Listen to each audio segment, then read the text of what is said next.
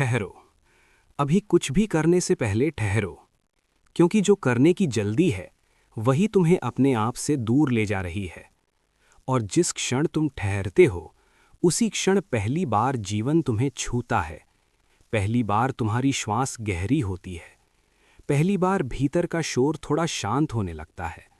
और उसी मौन के द्वार पर वो सत्य खड़ा होता है जिसे तुम बाहर खोजते खोजते थक चुके हो। तुमने बहुत कोशिश की है, बहुत चाहा है, बहुत योजनाएं बनाई हैं, बहुत संघर्ष किया है, लेकिन हर प्रयास के बाद भीतर एक सूक्ष्म खालीपन रह गया।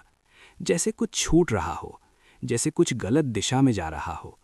लेकिन मन ने तुम्हें सिखाया है और तेज दौड़ो, और हासिल करो, और साबित करो। जबकि अस्तित्व की भाषा बिल्कुल उल्टी है।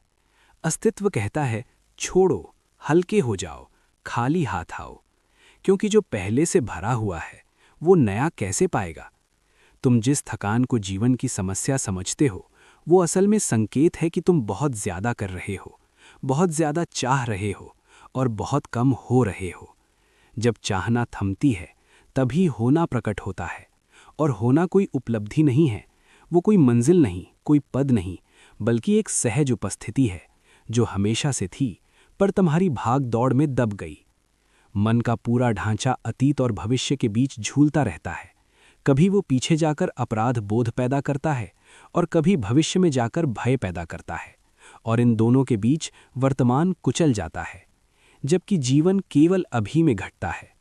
जो सुख तुम कल्पना करते हो वो हमेशा आने वाला होता है, और जिस दुख से तुम डरते हो वो भी हमेशा आने वाला होता है।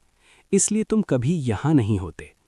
यहाँ होने का अर्थ है बिना किसी मांग के इस क्षण को स्वीकार करना, बिना ये सोचे कि इससे आगे क्या मिलेगा, बिना ये पूछे कि इसका परिणाम क्या होगा। परिणाम की चिंता नहीं तुम्हें यांत्रिक बना दिया है। हर क्रिया के पीछे गणित है, हर भावना के पीछे सौदा है, और जहाँ सौदा है वहाँ निर्दोषता नहीं बचती। जब तुम बिना कारण हंसते हो, बिना लाभ के प्रेम करते हो, बिना उद्देश्य के मौन में बैठते हो, तब पहली बार जीवन अपने असली रंग दिखाता है। मन पूछता है इससे क्या मिलेगा? अस्तित्व कहता है यही मिलना है। तुमने नियंत्रण को सुरक्षा समझ लिया है, इसलिए हर चीज को कस कर पकड़ते हो, रिश्तों को, विचारों को, अपनी पहचान को। लेकिन जो पकड़ा जाता है वो मरने लगता है, और जो छोड़ा जाता है वही जीवित रहता है। नदी बहती है क्योंकि वो किसी एक आकार से चिपकी नहीं रहती। आकाश विशाल है क्योंकि वो कुछ रोकता नहीं। तुम्हारा दुख इसलिए नहीं है कि जीवन कठिन है, बल्कि इसलिए है कि तुम जीवन को अपनी मुट्ठी में बंद करना चाहते हो। समर्पण का अर्थ किसी के आगे झुकना नहीं है। समर्पण का अर्थ है इस सच्चाई को देख लेना कि तुम अकेले करता नहीं हो। ये विशाल अस्तित्व तुम्हारे छोटे से मन के आदेश पर नहीं चलता।